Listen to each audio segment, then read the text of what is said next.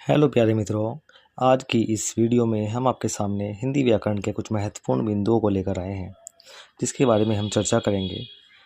हिंदी व्याकरण का पहला प्रथम महत्वपूर्ण बिंदु होता है भाषा। भाषा विचारों या भावों को प्रकट करने का साधन है, जैसे कि आप सभी जानते हैं।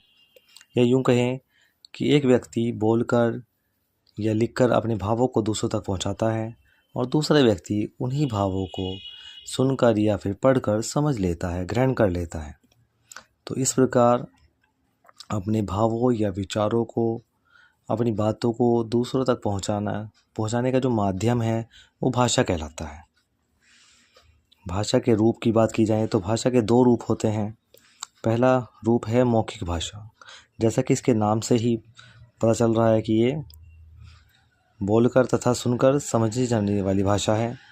इस भाषा में एक व्यक्ति अपनी बात को बोलकर समझाता है, जैसे सामने वाला व्यक्ति सुनकर उसको ग्रहण करता है और समझता है बातों को। दूसरा रूप इसका है लिखित भाषा।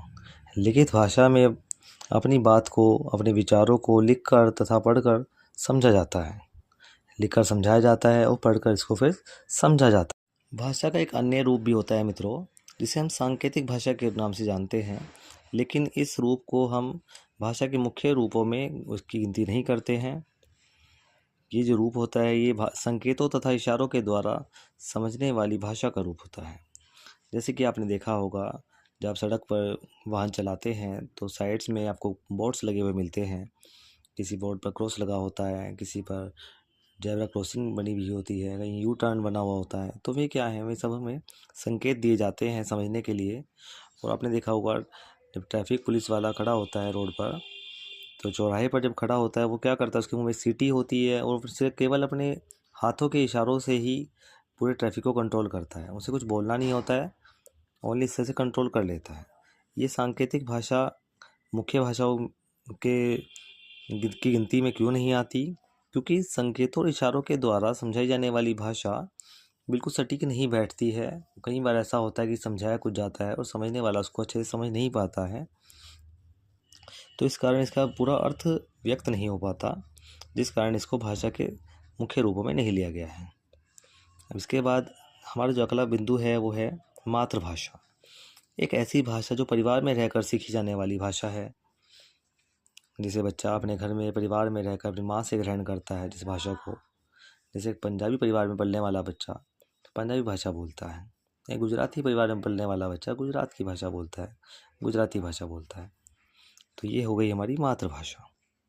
राष्ट्रभाषा की बात करें तो देश के अधिकांश लोगों द्वारा बोली जाने वाली अथवा उपयोग में लाई जाने वाली भाषा को हम राष्ट्रभाषा के नाम से जानते हैं।